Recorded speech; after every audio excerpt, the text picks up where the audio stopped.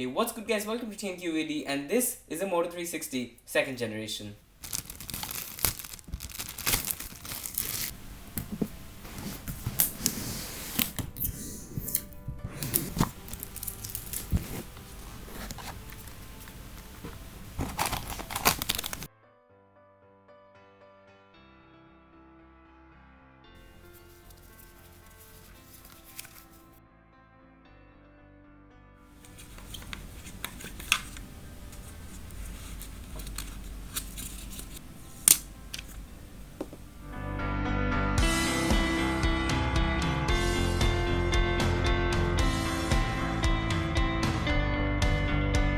So this is Motorola's second generation smartwatch, and this basically ticks most of the checkboxes that a perfect smartwatch in 2016 should be. The Moto 360 is one of the more pretty looking Android devices that is out there right now. It resembles more of a timepiece than a computer strapped to your wrist. The craftsmanship on this watch is beautiful. I feel that the Moto 360 is a perfect example of liberal arts being married with technology to create a beautiful yet simple device. The main advantage of the Moto 360 Gen 2 compared to the rest of the competition is the introduction of Moto Maker. This is what is going to make the watch a huge deal. You can customize literally anything and everything about the watch, and since a watch is something that you will wear with you wherever you go, I think it gives a sense of satisfaction to customize something and really make it so personal and unique. The watch I have here is a 46mm men's version with the leather strap, and when you sniff the leather you get this smell of a new car. Maybe that's just me.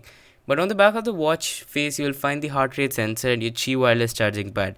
Yes, this watch has inductive wireless charging. Also, a fun fact, the American version of the watch comes with a power brick that's directly attached to the micro USB cable, whereas in European or the Asian countries, you not only get the power brick separately with the micro USB cable, but you also get two USB ports on the back of the wall adapter. I don't know why this was done, but hey, I'm not complaining. When you turn the watch around, you find the spec which gives the watch its signature look, the almost 360-degree screen. So people like to complain a lot about that flat tire that's there at the bottom of the screen. And now I understand that cuts off a bit of the display, but you need to understand the fact that the sensors, the light sensors need to go somewhere in the watch, and since there are no bezels in the watch, it needs to go at the bottom of the screen. But after using the watch for a couple of days, I felt like I can ignore that part of the watch and I can just focus on what the watch is doing the best, that is providing me notification, and that flat tire according to me is not a deal breaker. The screen by itself is pretty good. It's a 360 by 330 pixel screen which gives it an approximate pixel per inch density of 290 ppi.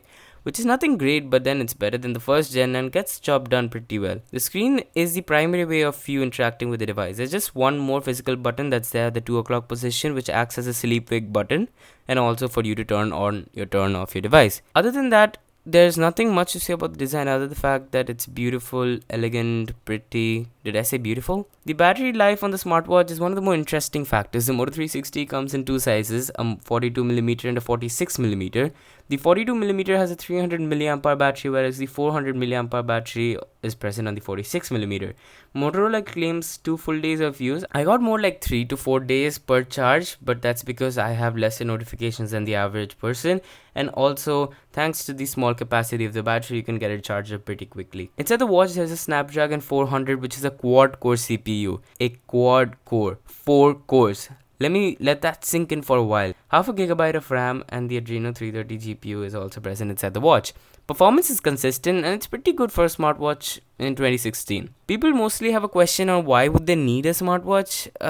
The short answer to that is you don't. The smartwatches are accessories to what your phone already does. Smartwatch should be best at providing notifications to you, and anything extra it does is a bonus. And also there are cases for the Moto 360. Do you really need an accessory for an accessory?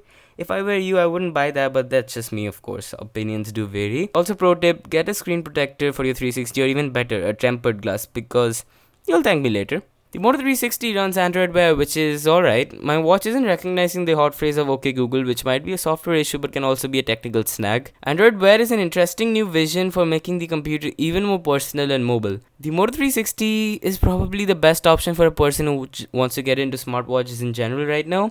Its price, even though not totally, but it's justifiable. The Moto 360 is a very well-rounded device. You see what I did there? So thank you so much for watching. If you guys did like this video, like always, give a like down below. And also subscribe to this channel if you want to see more content like this in the future. That's been it. Thank you so much for watching this one. And I'll talk to you guys in the next one.